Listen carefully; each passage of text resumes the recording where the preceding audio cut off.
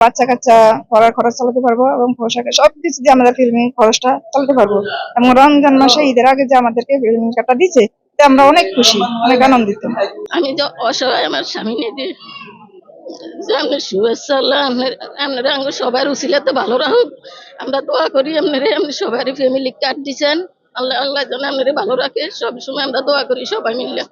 সব মশার বিরুদ্ধে সুরক্ষা দিতে এলো বসুন্ধরা এক্সট্রিম অ্যারোসল, মশার বিরুদ্ধে এক্সট্রিম সুরক্ষা। আমাদের ঘরে ঘরে ফ্যামিলি কার্ড দিয়েছে। আমার পরিবারটা অনেক অসহায়। আমার ঘরে একটা শাশুড়ি প্রতিবন্ধী, আমার ছেলে একটা প্রতিবন্ধী, আমার স্বামী দর্জি কাজ করে, মাসে ৬-৭ হাজার টাকা পায়। আমি অনেক খুশি হয়েছি। প্রধানমন্ত্রী আমাকে একটা ফ্যামিলি কার্ড দিছে, আমি অনেক খুশি। আমি গরিব মানুষ, ওষুধ খাইতাই না, খাইতার আমি অনেক দোয়া করি রোজা থেকে। আমি অনেক খুশি যে সবার আমি টাকা পাই, ৪,০০০ টাকা আমার ওষুধে বিশুদ্ধে আমার খুশি হয়ে গেছে।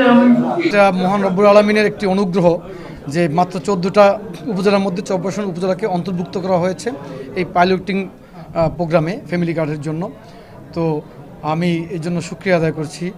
আর পাশাপাশি আমি আমাদের আজকের মাননীয় প্রধানমন্ত্রী জনাব তারেক রহমান, যিনি চরপেশনকে এই 14টা উপজেলার মধ্যে অন্তর্ভুক্ত করেছেন, আমি তার কাছে কৃতজ্ঞতা জ্ঞাপন করছি।